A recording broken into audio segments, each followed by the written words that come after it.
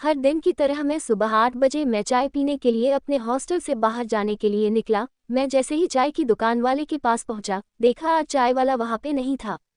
शायद देर से पहुंचने कारण वो चाय वाला वहां से जा चुका था। मेरे पास हॉस्टल लौट जाने के अलावा कोई और ऑप्शन नहीं था।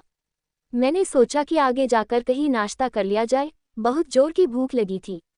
मैं आगे की होटल की ओर जा रहा था। तभी मेरी नज़र फुटपाथ पर बैठे दो बच्चों पर पड़ी। दोनों लगभग 10-12 साल के रहे होंगे। बच्चों की हालत बहुत खराब और कमजोर नजर आ रहे थे।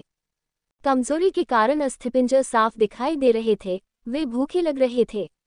छोटा बच्चा रोते हुए बड़े भाई को खाने के बारे में कह रहा था। बड़ा भाई उसे चुप कराने की कोशिश कर रहा था। वो जानता था ना तो मेरे पास पैसे हैं ना ही खाने के लिए भोजन जिससे मैं अपने छोटे भाई की भूख मिटा सकूं। वो भी लाचार बैठा भूख से पागल होए जा रहा था। मैं अचानक रुक गया। दौड़ती भागती जिंदगी में एकदम से ठहर से गए।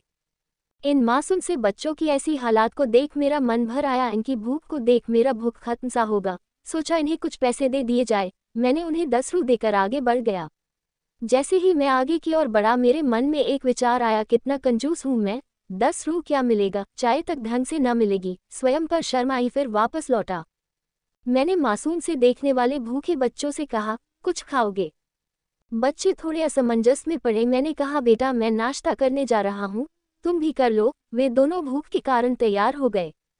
उनके कपड़े गंदे होने और ऐसी हालात में देखकर होटल वाले ने डांट दिया और भगाने लगा। मैंने कहा, भाई साहब उन्हें जो खाना है वो उन्हें 2 पैसे मैं दूंगा। मेरी बातें सुन होटल वाले ने आश्चर्य से मेरी ओर देख उसकी आंखों में उसके बर्ताव के लिए शर्म साफ दिखाई दी। बच्चों ने नाश्ता, मिठाई व लस्सी मांगी। सेल्फ सर्विस के कारण मैंने नाश्ता बच्चों को लेकर दिया। बच्चे जब खाने लगे, उनके चेहरे की खुशी देख मेरे चेहरे पे स्माइल आ गया। उस वक्त हमें दुनिया की काफ़ी अच्छी फीलिंग आ रहा था। उन 2 मासूम बच्चों को देख अपना बचपना याद आ गया।